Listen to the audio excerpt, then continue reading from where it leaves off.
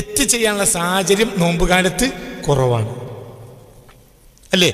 പറയ്, അതല്ലേ പറയ്. അപ്പൊ ഈ സാഹചര്യം കൊണ്ട് അവൻ നന്നായി. എന്തുകൊണ്ട് നന്നായി? ഈ സാഹചര്യം ഉള്ളത് കൊണ്ട് നന്നായി.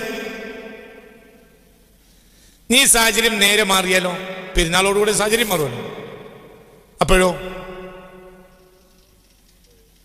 പഴയ അവസ്ഥയിലേക്ക് മടങ്ങുന്നത് എന്തുകൊണ്ട്? ഈ അവസരത്തിൽ അവൻ എന്ത് അക്സെപ്റ്റ് ചെയ്യാവുന്ന ഒരു പ്രത്യേക അവസ്ഥയാണ്. ഏത് നന്മ സ്വീകരിക്കും? പിശാചിനെ കെട്ടിട്ടിട്ടുണ്ട്.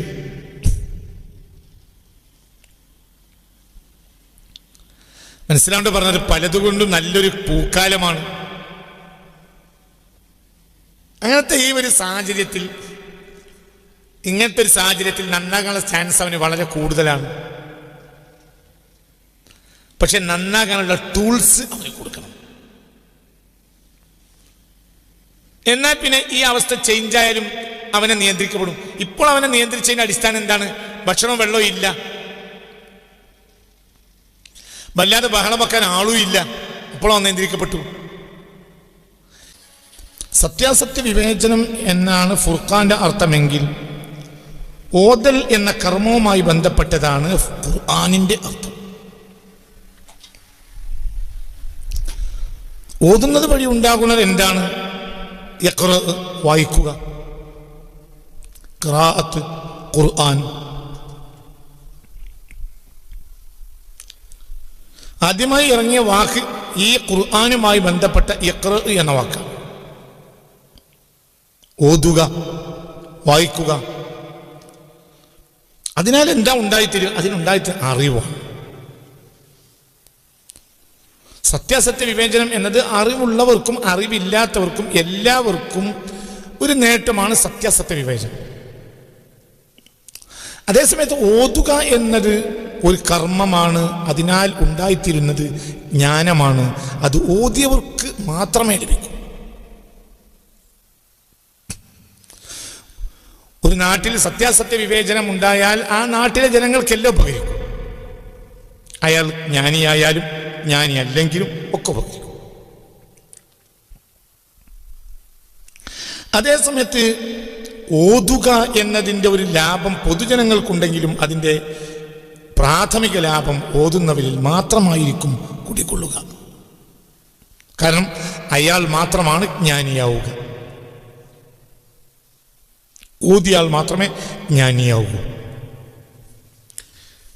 പിന്നെ അയാൾ മറ്റുള്ളവർക്ക് ജ്ഞാനം വിതരണം ചെയ്താൽ മറ്റുള്ളവർക്ക് ലഭിച്ചേക്കാം. ജ്ഞാനവുമായി ബന്ധപ്പെട്ട തീരുമാനങ്ങൾ അയാൾ എടുത്താൽ മറ്റുള്ളവർക്ക് ലഭിച്ചേക്കാം. പക്ഷെ അടിസ്ഥാനപരമായി ഓതിയ ആൾക്കാണ് നേട്ടം ഉണ്ടാവും. എന്താ നേട്ടം? നേട്ടം അറിവാണ്. റമളാനെ പറ്റി പറയുന്നിടത്ത് ഖുർആൻ ഫുർഖാൻ എന്നല്ല പറഞ്ഞത്, ഖുർആൻ എന്നാണ്. ഷഹ്റു റമളാൻ അല്ലദീ ഉൻസില ഫീഹിൽ ഫുർഖാൻ എന്നല്ല, ഉൻസില ഫീഹിൽ ഖുർആൻ എന്നാണ്. അപ്പോൾ ഖുർആൻ എന്നത് അറിവാണ്. അപ്പോൾ റമളാൻ എന്നാൽ അറിവിന്റെ മാസം. റമളാനിലൂടെ കരഗതമാകേണ്ടത് അറിവാണ്. ഒരാളെ ശുദ്ധീകരിക്കാൻ ഏറ്റവും നല്ല മാർഗം അറിവാണ്.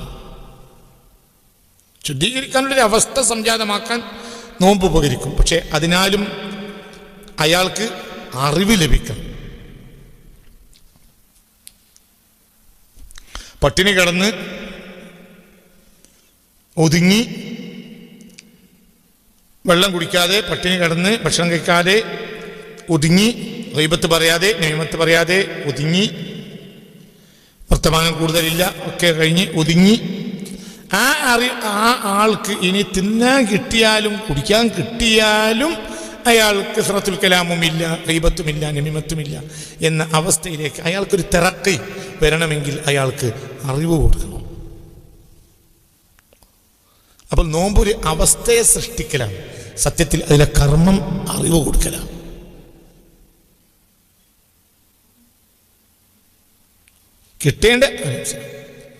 കിട്ടേണ്ട അറിവ് കിട്ടാതെ വന്നാൽ എന്താ സംഭവിക്കുക?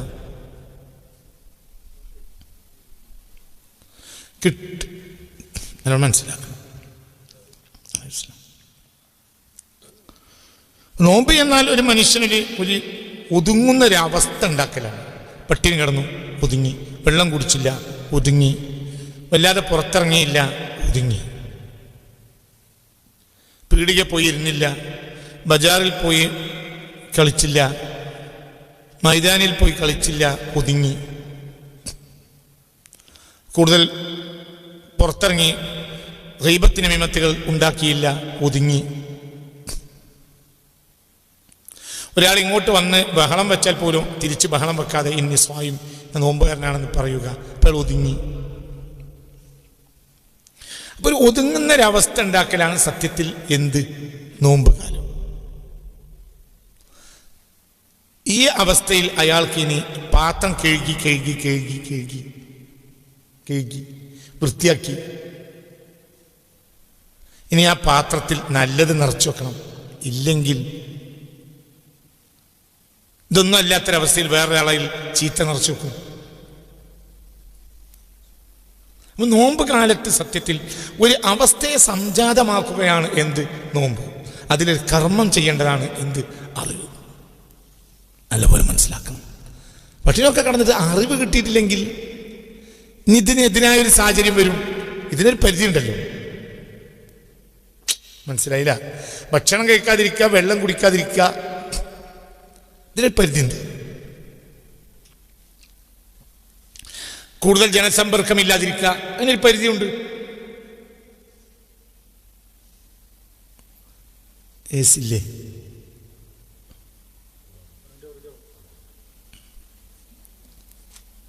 അപ്പൊ ഇതിനെല്ലാം ശ്രദ്ധിക്കണേ. ഇതിനെല്ലാം ഒരു പരിധിയുണ്ട്. ഈ പരിധി കഴിഞ്ഞ് പുറത്തേക്ക് പോയാലോ അപ്പോഴും വീണ്ടും അങ്ങ് ഗീബത്തിന് മിമത്തിൽ ഏർപ്പെടുന്നത് എന്തുകൊണ്ട്? മനസ്സിലായില്ല?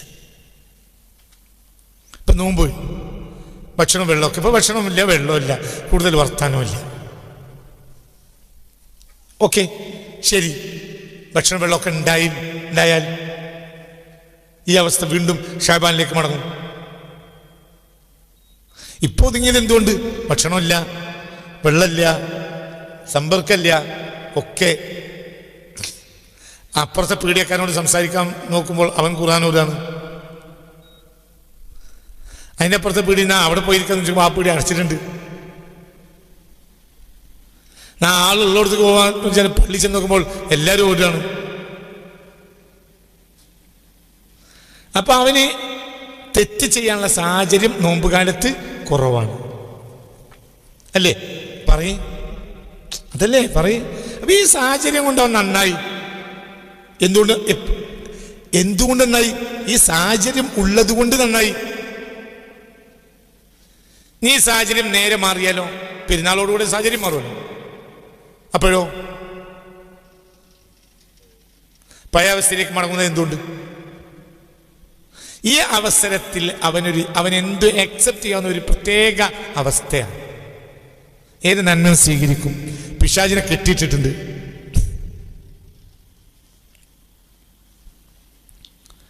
മനസ്സിലാണ്ട് പറഞ്ഞത് പലതുകൊണ്ടും നല്ലൊരു പൂക്കാലമാണ്.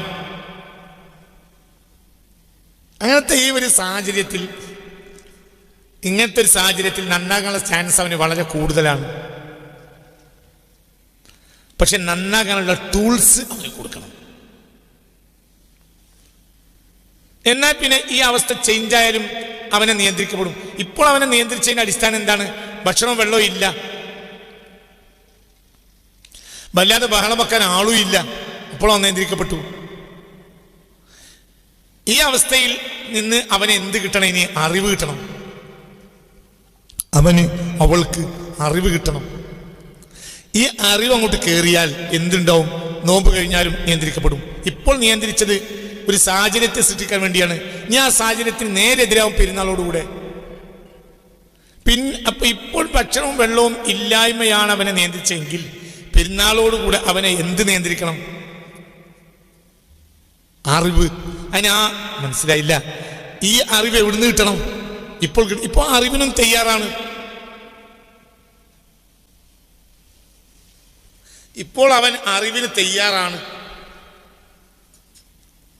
കുറച്ച് കഴിഞ്ഞാൽ അവൻ അറിവിന് തയ്യാറാകൂല. എന്തുകൊണ്ട്? അറിവിന് ഇരുന്നു കൊടുക്കാൻ അവാമുന്നാസിന്റെ അക്സറിനും സമയമില്ല. പൊതുസമൂഹത്തിന്റെ ഭൂരിപക്ഷത്തിനും സമയമില്ല. പൊതുസമൂഹത്തിന്റെ ഭൂരിപക്ഷത്തിനും സമയമില്ല. പൊതുസമൂഹത്തിന്റെ ഭൂരിപക്ഷത്തിനും സമയമില്ല. കുറച്ച് കഴിഞ്ഞാൽ ഇപ്പോൾ പൊതുസമൂഹത്തിന്റെ ഭൂരിപക്ഷത്തിനും സമയമുണ്ട്. കമ്പനികളിൽ നല്ലൊരു ശതമാനം വർക്ക് കുറച്ചു, ചില കമ്പനികൾ പൂട്ടി, ഇനി റമദാൻ കഴിഞ്ഞ് തുറക്കൂ.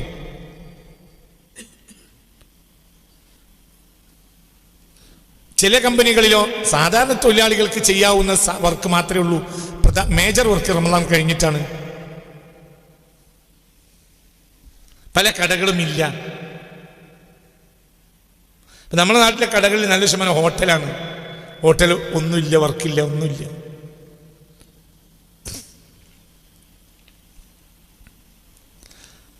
പലവ്യഞ്ജന സാധനങ്ങൾ വിൽക്കുന്ന കടകൾ തന്നെ അത് ഒരു പ്രത്യേക സമയത്ത് തുറക്കുന്ന സ്ഥലങ്ങൾ വളരെ കൂടുതലാണ്. ബാക്കിയോ ഒരാൾ പള്ളിയിലായിരിക്കും. പ്രധാനപ്പെട്ട ബുദ്ധിമുട്ടുള്ള പണികളില്ല, പ്രത്യേകിച്ച് വെയിലും നോമ്പുമ്പോൾ നടക്കൂല. അപ്പൊ എന്തുകൊണ്ട് മനുഷ്യനൊന്ന് ഒതുങ്ങിയ കാലാണ്. അപ്പൊ ഈ ഒരു സാഹചര്യത്തിൽ അവന് നിയന്ത്രിക്കപ്പെടും. സാഹചര്യത്തിന് നേരെ എതിര് വന്നാലോ നിയന്ത്രിക്കപ്പെടൂല. പക്ഷെ അപ്പോൾ നിയന്ത്രിക്കപ്പെടണമെങ്കിൽ ഇപ്പോൾ അവൻ എന്ത് കിട്ടണം? ഈ ഒരു പീരീഡിൽ അവൻ എന്ത് കിട്ടണം? അറിവ് കിട്ടണം. അതുകൊണ്ടാണ് ഷഹ്റു റമളാനില്ലദീ ഉൻസില ഫീഹിൽ ഖുർആൻ. അറിവിന്റെ ഗ്രന്ഥാണ് ഇത്, നോമ്പിന്റെ ഗ്രന്ഥമല്ല. നോമ്പ് അതിൽ പറഞ്ഞേ ഉള്ളൂ, ഇത് അറിവിന്റെ ഗ്രന്ഥാണ്.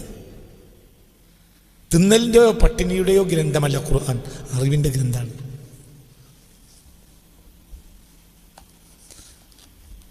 പട്ടിണി കടന്നുകൊണ്ട് കാര്യമില്ല, ഭക്ഷണം കഴിച്ചുകൊണ്ട് നഷ്ടമില്ല അറിവുണ്ടായാൽ.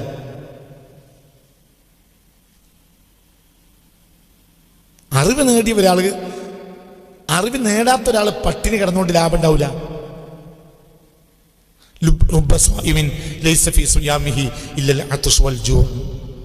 എത്ര നോമ്പുകാർ പട്ടിണിയും പരിവട്ടവും മാത്രമേ അവരുടെ നോമ്പിലുള്ളൂ, മറ്റൊന്നും അവരുടെ നോമ്പിലില്ല. എന്തുകൊണ്ട്? അവർക്ക് അറിവില്ല. മനസ്സിലായി കുട്ടികൾ? വളരെ പഠിക്കണം. അവിടെയൊക്കെ ശരിക്കും പഠിക്കണം. ഞാൻ ഇത്രത്തോളം എന്ന് പറഞ്ഞാൽ പല സ്ഥലത്തും ഫുർഖാൻ എന്ന് പറഞ്ഞ ഈ കിതാബിനെ ഇവിടെ എത്തിയപ്പോൾ ഖുർആൻ എന്ന് പറഞ്ഞു. അപ്പൊ നീ ഓതണം. ഓതിയാൽ നിനക്ക് എന്താ ഉണ്ടാവുക? അറിവ്. രണ്ട് തരം ഓത്തുണ്ട്. അറിവ് നേടുന്ന ഓത്ത്, മറ്റൊന്ന് പുണ്യം നേടുന്ന ഓത്ത്. പുണ്യം നേടുന്ന ഓത്ത് ഉണ്ടെങ്കിൽ തന്നെയും അറിവ് നേടുന്ന ഓത്ത് ഉണ്ടാകണം. തിരിഞ്ഞില്ല. പുണ്യം നേടുന്ന ഓത്ത് മാത്രം പോരാ, ഇത് നന്നാവൂല. പുണ്യം നേടുന്ന ഓത്തുകൊണ്ട് അറിവുണ്ടാവില്ല. പുണ്യം ഉണ്ടാവും. ഉണ്ടെങ്കിൽ എന്തുണ്ടാകണം? മനസ്സിലായില്ല? ഫഇന്ന ഫഖീഹൻ ആബിദൻ ഫഖീഹൻ ആബിദൻ മുതവജ്ജിയൻ ഫഇന്ന ഫഖീഹൻ വാഹിദൻ മുതവജ്ജിയൻ.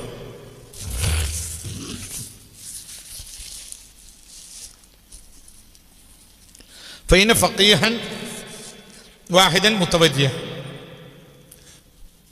ഒരു പണ്ഡിതൻ, സൂക്ഷ്മതയുള്ള അറിവനുസരിച്ച് ജീവിക്കുന്ന ഒരു പണ്ഡിതൻ, അഷദ്ദു അല ശൈത്താൻ, ശൈത്താൻ ഏറ്റവും ബുദ്ധിമുട്ടാണ്, മിൻ അൽഫി ആബിദിൻ, ഇബാദത്ത് ചെയ്ത് കിടക്കുന്ന 1000 ആളുകളെക്കാൾ. മനസ്സിലായില്ല? സൂക്ഷ്മതയുള്ള ഒരു പണ്ഡിതനെ പിശാചിനെ പേടിയാണ്. ഒരു പണ്ഡിതനെ ആരെക്കാൾ? നോമ്പ് നിസ്കരിച്ച് നടക്കണ 1000 ആളെക്കാൾ. എന്നും പകല് നോമ്പാണ്, എല്ലാ രാത്രി രാജ്യതാണ്. അങ്ങനത്തെ 1000 ആളുകളെക്കാൾ പിശാചിന് പേടി. സൂക്ഷ്മശാലിയായ ഒരു ജ്ഞാനിയാണ്. എന്തുകൊണ്ട്? അയാളെ കയ്യിൽ എന്തുണ്ട്? അറിവുണ്ട്. കളിക്കാൻ പറ്റൂല.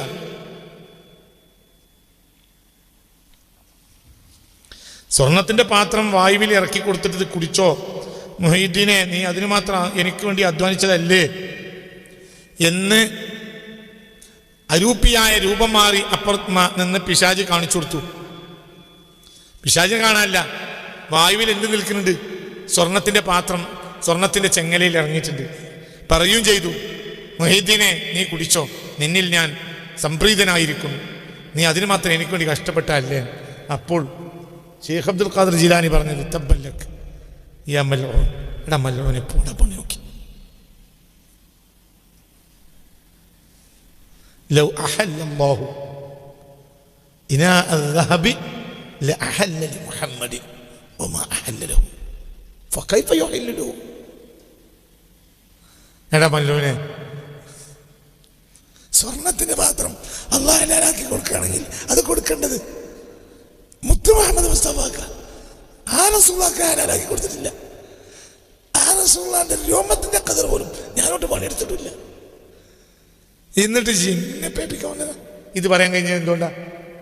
അറിവുണ്ട്. നമ്മളൊക്കെ ആണെങ്കിൽ എന്താ വിചാരിക്കാം, ഏതായാലും ഞാൻ ചെയ്തത് പടച്ചോന് മനസ്സിലായല്ലോ, അതും അൽഹംദുലില്ലാ. കഴിയൂല. ഇബ്ലീസവരേച്ച നിപ്പാനായി ചെന്നാരെ ഇബ്ലീസെ ചാച്ചിക്ക് ഡത്തിയായ ചോറ്. ഇബ്ലീസ് ചതിക്കാൻ ഇബ്ലീസിനെ മലർത്തിയടിച്ചു. ഇബ്ലീസ് അവരെ ചതിപ്പാനായി ചെന്നാരെ ഇബ്ലീസെ ചാച്ച് കിടത്തി അയച്ചോർ. മനസ്സിൽ എന്തുണ്ട്? അറിവ്. അപ്പൊ ഞാൻ പറഞ്ഞു കൊണ്ടുവന്ന റമളാനിൽ നല്ല അറിവ് നേടും, നല്ല നല്ല അറിവ്. ആ അറിവ് കൊണ്ട് നമ്മുടെ ജീവിതത്തെ നമുക്ക് സൃഷ്ടിക്കാൻ കഴിഞ്ഞാൽ ഇനി നിയന്ത്രണം ഇല്ലാത്ത കാലത്ത് നിയന്ത്രിക്കാൻ നമുക്ക് കഴിയും. അപ്പൊ റമളാൻ കഴിഞ്ഞാൽ പിന്നെ ഈ നിയന്ത്രണങ്ങളൊക്കെ പോകും. അന്ന് നമുക്ക് നമ്മുടെ നിയന്ത്രണം കൊണ്ട് നിയന്ത്രിക്കാൻ കഴിയും. അപ്പൊ നോമ്പുകാരനെ പോലെ നോമ്പ് കഴിഞ്ഞാലും ഭക്ഷണം കഴിച്ചുകൊണ്ട് അവന് ജീവിക്കാൻ കഴിയും. ഇന്നത്തെ നോമ്പുകാരന് നാളെ നോമ്പുകാരനെ പോലെ സ്വഭാവ മഹിമകൾ ഉള്ളവനായി ഭക്ഷണം കഴിക്കുന്ന ഇടപാടുള്ള ജോലിയുള്ള ഒരു കാലത്ത് സമൂഹത്തിന്റെ നടുവിലായിരിക്കവേ തന്നെ ഏകാന്തതയിൽ പള്ളിയിൽ ഖുർആൻ ഓതിയ പോലെ അവനിരിക്കാൻ കഴിയും. വെറുതെ ഇരിക്കാനല്ല, വർത്താനം പറഞ്ഞുകൊണ്ട് തന്നെ നിയന്ത്രിക്കാൻ കഴിയും. എന്തുകൊണ്ട്? അവൻ അറിവ് നേടുക എന്ന് റമളാനിൽ. ഇന്നിപ്പോ നമ്മളെ ഈ അവസ്ഥ മുഴുവനും നോമ്പട് അവസാനിക്കുമ്പോൾ പോവും. അതാണ് പ്രശ്നം. പിന്നെ നമ്മളാണോ ഈ നോമ്പ് നോറ്റെന്ന് പോലും പറയാൻ കഴിയില്ല. ആ രൂപത്തിൽ ശവ്വാൽ 1 നാശാവും. എല്ലാ തോന്നിയാസങ്ങളും ചെയ്യൽ ശവ്വാൽ 1 പലരും. അല്ലാഹു നമ്മളെ കാത്തുരക്ഷിക്കട്ടെ. എന്താ കാരണം? നോമ്പിന് കിട്ടേണ്ടത് കിട്ടിയില്ല. ശഹ്റു റമളാൻ അല്ലദീ ഉൻസില ഫീഹിൽ ഖുർആൻ. ഖുർആൻ കിട്ടിയില്ല. ഖുർആനിലെ പുണ്യം കിട്ടി. എന്ത് കിട്ടിയില്ല? ഖുർആൻ കിട്ടിയില്ല. ഇതിന് വിരുദ്ധമായിരുന്നു പഴയ കാലഘട്ടം. പഴയ കാലത്ത് റമളാൻ 30 ദിവസവും ഒരു ആലിം വഅള് പറയും. 30 ദിവസം അറിവ് കൊടുക്കുന്ന കാലമായിരുന്നു റമളാൻ. 30 ദിവസം പള്ളികളിൽ പലകൽ വഅളുണ്ടാവും. ഉസ്താദിന്റെ രാത്രി ഒരു മൈതാനിയിലോ മറ്റോ തറാവി കഴിഞ്ഞ വഅളുണ്ടാവും. ഇതൊക്കെ സ്ഥിരമായിരുന്നു. കുഗ്രാമങ്ങളിൽ പോലും നോമ്പ് കാലത്ത് ഒരു 10 ദിവസത്തെ വഅളുണ്ടാവും. ഞാൻ അനുഭവിച്ചാണ്, ഞാൻ കണ്ടതാണ്. റമളാനിലെ സ്ഥിരം വഅള് എന്നാ പറയാം. അത് പെരുന്നാളിന്റെ തലേന്നിന്റെ തലേന്നോ ഒരു തൗബ ചൊല്ലിക്കൊടുത്ത് എല്ലാവരും കണ്ണുനീർ വാർത്ത് തൗബയും ചൊല്ലിപ്പിക്കും. ആ മനുഷ്യന്മാർക്കൊക്കെ അവരൊക്കെ നല്ലവരായി ജീവിച്ചു. കാരണം കിട്ടേണ്ട സമയത്ത് അവർക്ക് കിട്ടി. ഒറ്റ ഉസ്താദ വയൽ പറയും. അല്ലെങ്കിൽ കണ്ട വയൽ മുഴുവൻ കേൾക്കുന്നതിൽ ഖൈറില്ല. ഒരു വയൽ കേൾക്കണമെങ്കിൽ ഒരാളുടെ കേൾക്കുക. അത് ആരുടേതും ആവാം. അയാളെ നിങ്ങൾ പിടിക്കാൻ പറ്റിയ ഒരാളാണെങ്കിൽ പിടിക്കുക, മുന്നോട്ട് പോവുക. അയാളുടെ സ്വലാഹിയത്ത്, ഇൽമ് മാത്രമല്ല സ്വലാഹിയത്ത് പരിശോധിക്കുക. അത് സാലിഹാണോ, അയാൾ നന്മയുള്ള ആളാണോ ഒക്കെ പരിശോധിക്കുക. എന്നിട്ട് ഒരാളെ വയൽ കേൾക്കുക. അയാൾ ഒന്നും അറിയില്ല, ഇന്നൊന്നും പറഞ്ഞാൽ നാളെ വേറൊന്നും പറയും. മനസ്സിലാണ്ട് പറഞ്ഞത്? പഴയ കാലത്ത് അങ്ങനെയാണ്. അവനാണ് നാട്ടിൽ ഉസ്താദിന്റെ വയൽ കേൾക്കും. പിന്നെ എന്തെങ്കിലും വല്ല ധനശേഖരൻ ഉണ്ടെങ്കിൽ 2, 3, 4 ദിവസത്തെ വയൽ വേറെ വലിയ പുറത്തുള്ള താഴ്വ, എന്താ പറയുക, പോലത്തെ താഴ്വ, വേലിത്തറ, അങ്ങനെ പോലത്തെ ആളുകളെ 2, 4 ദിവസത്തെ വയൽ നടത്തും. മറ്റൊക്കെ ഉസ്താദ് വയൽ പറയും, അത് കേൾക്കും. അപ്പോൾ പിന്നെ ആവർത്തനം അതിലുണ്ടാവില്ല. ഇനി ഒരു വിഷയം ആവർത്തിച്ചാൽ പോലും അന്നില്ലാത്ത പുതിയ വിഷയമായിരിക്കും എന്ന് പറയാം. ഒരു വിഷയം ഒരു ഉസ്താദ് 2 വട്ടം പറയുന്നെങ്കിൽ ആദ്യത്തിൽ പറയാത്ത അറിവാണ് രണ്ടാമത്തിൽ പറയാം. അപ്പൊ ജനങ്ങൾക്ക് അറിവ് കിട്ടും. പഴയ കാലത്തെ നന്മകൾ എന്ന് പറഞ്ഞാൽ വലിയ നന്മകളാണ്. അത് വളരെ കൃത്യമായ നന്മകളാണ്. പിന്നെ അവരുടെ ലോകം ചെറുതാണ്. അവരുടെ ലോകം ചെറുതായതുകൊണ്ട് അവർക്ക് അവരെ തഹസീൻ ചെയ്യാൻ കഴിഞ്ഞു, നന്നാക്കിയെടുക്കാൻ കഴിഞ്ഞു. ഒരാൾക്ക് ചെറിയ പാത്രം കൊടുത്തു, ഒരാൾക്ക് ഒരിടങ്ങഴി വെക്കുന്ന പാത്രം കൊടുത്തു ശുദ്ധിയാക്കാൻ. അയാളെ പാത്രം ഒരിടങ്ങഴി കൊള്ളുന്നേ. ഒരാൾക്ക് 10 പറയുടെ പാത്രം കൊടുത്തു, ഒരാൾക്ക് 100 പറയുടെ പാത്രം കൊടുത്തു, ഒരാൾക്ക് ഈ ഭൂമിൻ്റെ അത്ര വലിയ പാത്രം കൊടുത്തു. എങ്കിൽ ആരെ പാത്ര എളുപ്പത്തിലും വൃത്തിയിലും ശുദ്ധിയിലും ഏറ്റവും നന്നാകുക? ഒരിടങ്ങഴി വെക്കുന്ന ഒരു പാത്രം. ഇതായിരുന്നു പഴയകാലത്തെ മൊത്തം മനുഷ്യരുടെ മനസ്സ്. ഇന്ന് നമ്മുടെ പാത്രം എന്ന് പറഞ്ഞാൽ ലോകമാകെ നിൽക്കുന്ന ഒരു പാത്രമാണ്. പഴയ കാലത്തെ ആളുകൾക്ക് സ്വന്തം തെറ്റിലേ കരയേണ്ടുള്ളൂ. ഗസയിലെ ആളുകളെ കാര്യത്തിൽ കരയേണ്ടതില്ല. അവർക്ക് ഗസ എന്നവർ കേട്ടിട്ട് തന്നെ ഇല്ല. അവർക്ക് യമനിലെ ആളുകളെ കാര്യത്തിൽ കരയേണ്ടതില്ല. ഇവർ കരഞ്ഞിട്ട് കാര്യമില്ല.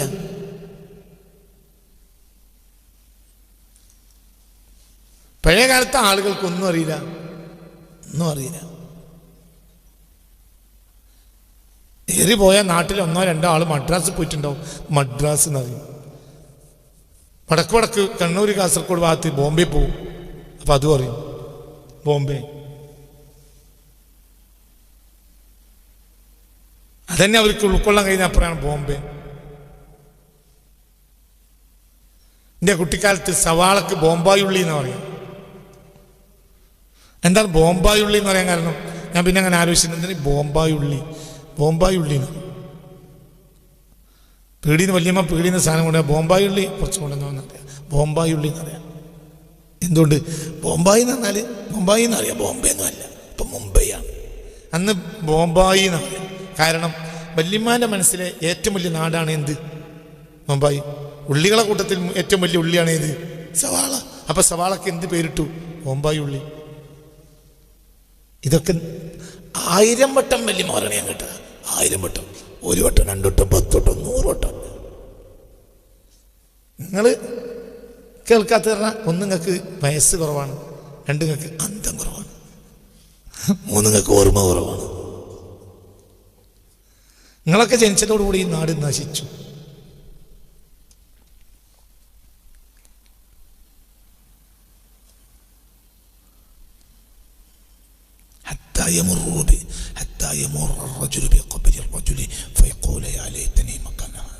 ഇത് ഞാൻ ഇന്നലെ എൻ്റെ വാപ്പാനെ ഖബർ സിയാറത്ത് ചെയ്ത് പുറത്തിട്ടുണ്ട്.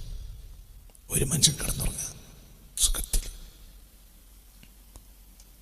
CA ഇല്ല, NRC ഇല്ല, പ്രശ്നമില്ല, ഒന്നുമില്ല, ഉറങ്ങന്നെ. ആയുസ് മുഴുവൻ കഴിഞ്ഞു, ഉറങ്ങ. അപ്പം അതിൻ്റെ അടുത്തുകൂടെ പോയപ്പോൾ നമ്മൾക്ക് കൊതി വരിക, എന്ത്?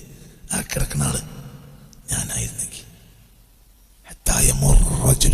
അള്ളാന്റെ ഹബീബ് പറഞ്ഞത് കൃത്യം.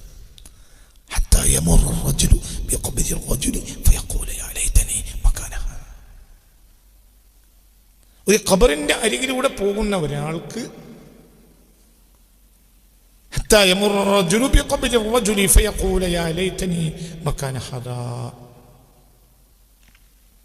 കൊതി വരിക.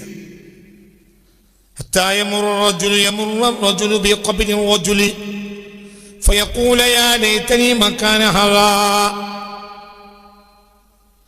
ആ ഖബറിൽ കിടക്കുന്ന ആൾ ഞാനായിരുന്നെങ്കിൽ എത്ര നന്നായിരുന്നു. ഞാൻ ഇന്നലെ എൻ്റെ ഉപ്പാടെ ജുമാ നിസ്കാരം കഴിഞ്ഞ് ഉപ്പാടെ ഖബറുകൾ ചെന്നപ്പോൾ കൊതിയൊന്നു. അർച്ചനെ ഞാനായിരുന്നെങ്കിൽ. മനസ്സിലാവുണ്ട്? അവരെ വലിയ ഭാഗ്യവാന്മാരാണ്. നമുക്ക് അറിവില്ല, അവർക്ക് അറിവുണ്ട്. നമ്മളറിവുകൊണ്ട് എന്ത് കാര്യം? അവർ ചെറിയ പാത്രമാണ്, അതൊരു ഒന്നായിട്ട് ശുദ്ധീകരിച്ചിട്ടുണ്ട്. നമുക്ക് ശുദ്ധീകരിക്കാൻ മെനക്കെടൂല. എന്തുകൊണ്ട്? വലിയ പാത്രമാണ്, ആവൂല. 100 ആളെ കിട്ടിയാലും ശുദ്ധീകരിക്കാൻ കഴിയാത്ത പാത്രമാണ് നമ്മളെ പാത്രം. ലോകം മുഴുവനാണ് നമ്മളെ പാത്രം. അല്ലേ? സത്യമല്ലേ? ചിന്തിക്ക്. ഈ ഭൗതികമായ അറിവുകൾ മനുഷ്യനെ നാശാക്കി. അത്രേ ഉള്ളൂ. അപ്പൊ ഞാൻ തിരിച്ചു വരും. എന്താ റമളാൻ? റമളാൻ എന്ന് പറഞ്ഞ പഴയ കാലം മുതലേ ഈ പരിപാടിക്ക് പ്രമുഖമായ 2 ലക്ഷ്യങ്ങളാണ്. ഒന്ന്, മനുഷ്യന് അറിവ് കൊടുക്കുക. നല്ല നുറുങ്ങ് വിഷയങ്ങൾ പറയും. ഒരു ദിവസം ഒതുക്കാൻ കഴിയുന്ന നുറുങ്ങ് വിഷയങ്ങൾ പറയുക. അതിൽ മനുഷ്യന് ശുദ്ധീകരണ പ്രവർത്തനവും വിജയവുമുണ്ട്. അങ്ങനത്തെ കാര്യങ്ങൾ. ഒന്ന്, ശുദ്ധീകരിക്കേണ്ടത്. 2, നമ്മൾ നമ്മുടെ ജീവിതത്തിലേക്ക് വീണ്ടും അഡാപ്റ്റ് ചെയ്ത് കയറ്റേണ്ട വിഷയങ്ങൾ. അത് കയറ്റി വെച്ചാൽ ഒന്നും കൂടി നമ്മൾ മെച്ചപ്പെടും. ചിലത് ഒഴിവാക്കിയാൽ നമ്മൾ മെച്ചപ്പെടും, ചിലത് കൂട്ടിവെച്ചാൽ നമ്മൾ മെച്ചപ്പെടും. അപ്പം അങ്ങനെയുള്ള വിഷയങ്ങളാണ് ഈ നോമ്പ് മുഴുവനും പറയുക. നുറുങ്ങ വിഷയങ്ങൾ പറയും. അതൊരാൾക്ക് മതിയാകും. ആ അളവാണ് പ്രവർത്തിക്കുക. ആ ചിന്തകൾ നമ്മൾ ശുദ്ധീകരിക്കുന്ന ചിന്തകളാണ്. ഞാൻ പറഞ്ഞാൽ പേടിക്കണ്ട. രണ്ടാമത്തെ ഈ പരിപാടി അതാണ്. അപ്പം മനുഷ്യർക്ക് ആവശ്യമായ നുറുങ്ങ അറിവുകൾ കൊടുക്കുക. ആ നുറുങ്ങ അറിവുകൾ മനുഷ്യൻ ഉപകരിക്കും. പഴയ കാലത്തെ മുഅ്മിനീങ്ങൾക്ക് ഉണ്ടായിരുന്നതും നമ്മുടെ കാലഘട്ടത്തിൽ നഷ്ടപ്പെട്ടതുമായ പല അറിവുകൾ മെല്ലെ മെല്ലെ കൊടുക്കുക. അപ്പൊ ആ അളവിൽ അവൻ നന്നാവും, ചിന്തകളും നന്നാവും.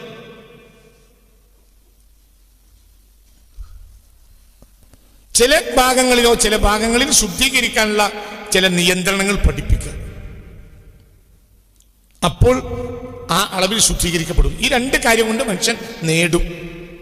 ഉലൈക അലാ ഹുദം മിർ റബ്ബിഹിം വഉലൈക ഹുമുൽ മുഫ്ലിഹൂൻ. വിജയിച്ചവരാവും. അല്ലാഹു തൗഫീഖ് തരട്ടെ. ഈ പ്രഭാഷണത്തിന്റെ ഒരു നേട്ടം അതാണ്, ജനങ്ങൾക്ക് അറിവ് പകർന്നു കൊടുക്കുക. രണ്ടാമത്തെ കാര്യം, പരിശുദ്ധ ദാറുൽ ഖുർആനിന്റെ ധനശേഖരണമാണ് രണ്ടാമത്തെ കാര്യം.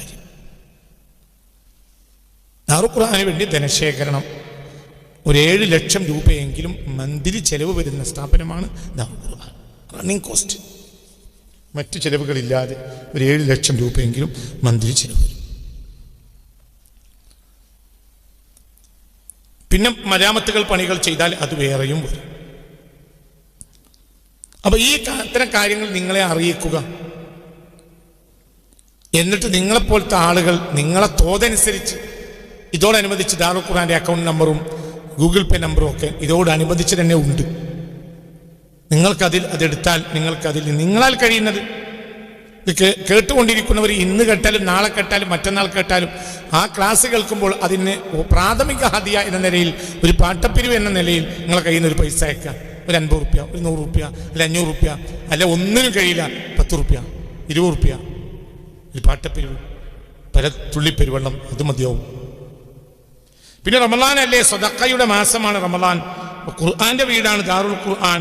ഇവിടെ പരിശുദ്ധ ഖുർആന്റെ അളമത്തിന് വേണ്ടി പ്രവർത്തിക്കുന്ന ഒരു സ്ഥാപനമാണിത്. അഹ്ലുൽ ഖുർആനി അഹ്ലുല്ലാഹ്, ഖുർആനുമായി ബന്ധപ്പെടുന്നവർ അള്ളാഹുവിൻ്റെ കുടുംബമാണ്. ഖുർആൻ മാത്രം സ്പെഷ്യലൈസ് ചെയ്ത് പഠിക്കുകയും പഠിപ്പിക്കപ്പെടുകയും ചെയ്യുന്ന അപൂർവം സ്ഥാപനങ്ങളിൽ ഒരു സ്ഥാപനമാണ് ദാറുൽ ഖുർആൻ. ഇവിടെയാണ് അള്ളാഹ് എന്ന പ്രഭാഷണം നടക്കുന്നത്. 232 പ്രഭാഷണങ്ങൾ കഴിഞ്ഞു. അത് 99% ഈ കുട്ടികൾക്ക് വേണ്ടിയാണ് നടത്തിയിട്ടുള്ളത്.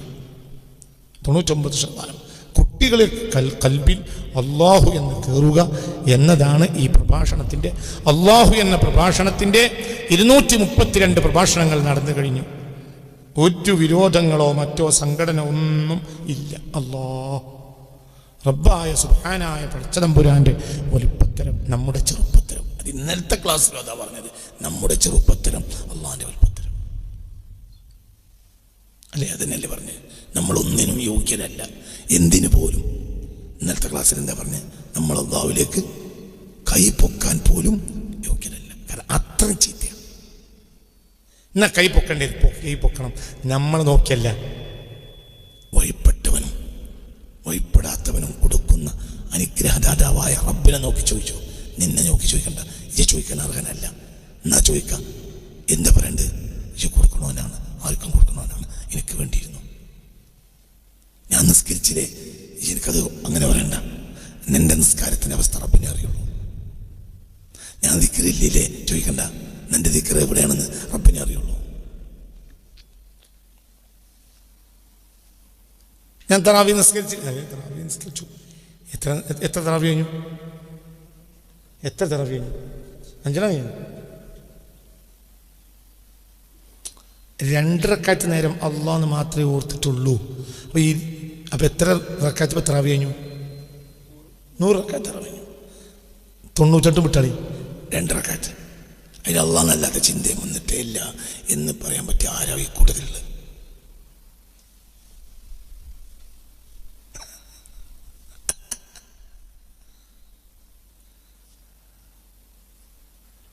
എന്തുണ്ടായത്? ACH പള്ളിയിൽ കുറച്ച് കൂട്ടുപോയതിൻ്റെ കാർബൺ ഡൈ ഓക്സൈഡ് കൂട്ടി. പഴയ കാലത്താണെങ്കിൽ AC ഇല്ലാത്തതുകൊണ്ട് കാർബൺ ഡൈ ഓക്സൈഡ് പുറത്തു വന്നിരിക്കും.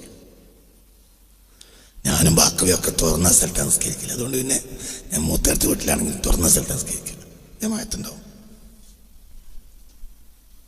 ഇവിടെയാണെങ്കിലും തുറന്ന സ്ഥലം. അപ്പം പിന്നെ ഞങ്ങൾക്ക് കാർബൺ ഡൈ ഓക്സൈഡ് വലിയ ശല്യം ഉണ്ടാവും.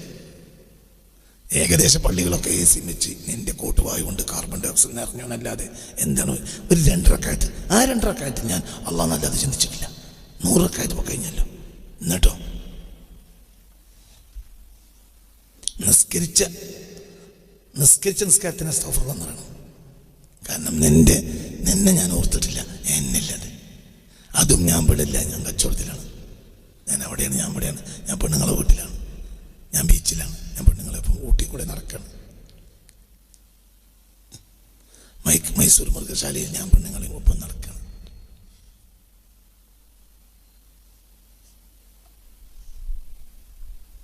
അങ്ങനെയാണ് കുട്ടികളെ. എങ്കിൽ കുട്ടിക്കാലത്ത് വലിയ കാലത്ത് ഞാൻ സിനിമയിൽ പോയിരിക്കണം, ഞാൻ നടക്കണം. അല്ലെങ്കിൽ ഇപ്പം ഞാൻ കുറച്ച് താടിയൊക്കെ വിളിച്ച് വെച്ച് നന്നായി നിസ്കാരത്തിനോടുകൂടെ 10-25 കൊല്ലം മുമ്പ് വേശ്യകളോടുകൂടെ നടന്നതാണ് ഓർമ്മ വന്നത്. പിന്നെ വേശ്യകളൊപ്പം കുറേ പോയി. 20 റക്അത്ത് വേശ്യാലയത്തിലിരുന്നു. അല്ലാഹു നമ്മളെ കാത്തുരക്ഷിക്കട്ടെ. 18 റക്അത്ത് കഴിഞ്ഞപ്പോഴാണ് വേശ്യാലയത്തിൽ നിന്ന് പുറപ്പെട്ട് കുളിക്കാൻ നേരം കിട്ടിയില്ല. അപ്പോഴത്തിന് 20 റക്അത്ത് കഴിഞ്ഞും ചെയ്തു. 2 റക്അത്ത് 100 റക്അത്ത് കഴിഞ്ഞല്ലോ. അപ്പൊ എന്ത് നമ്മുടെ നന്മ ഇതിൻ്റെ അർത്ഥത്തൊന്നും ചെയ്യേണ്ടെന്നല്ല, അത് നമ്മുടെ മനസ്സിനെ നിയന്ത്രിക്കാൻ നമുക്ക് കഴിയാത്തതുകൊണ്ടാണ്. മനസ്സിലായില്ലേ? ചിന്തിക്കുക.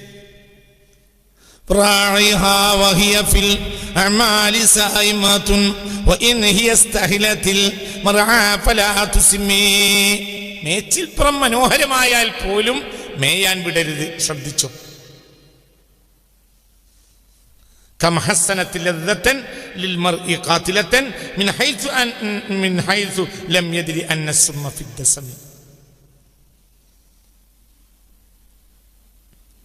നല്ല എന്താ പറയാ, നല്ല ആരോഗ്യവത്തായ വസ്തുക്കൾ തന്നെ നീ തിന്നാൻ മെനക്കെടണ്ട. അതങ്ങനെ തിന്നാൽ അതുകൊണ്ട് നീ മരിക്കും.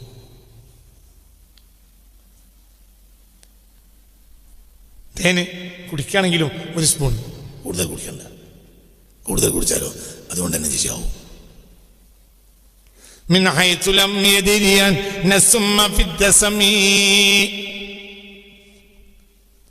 നല്ല ഫാറ്റുണ്ടാക്കുന്ന നല്ല നെയ്പ്പാട ഉണ്ടാക്കുന്ന വസ്തുക്കളിലാണ് പലപ്പോഴും വിഷമുള്ളത്.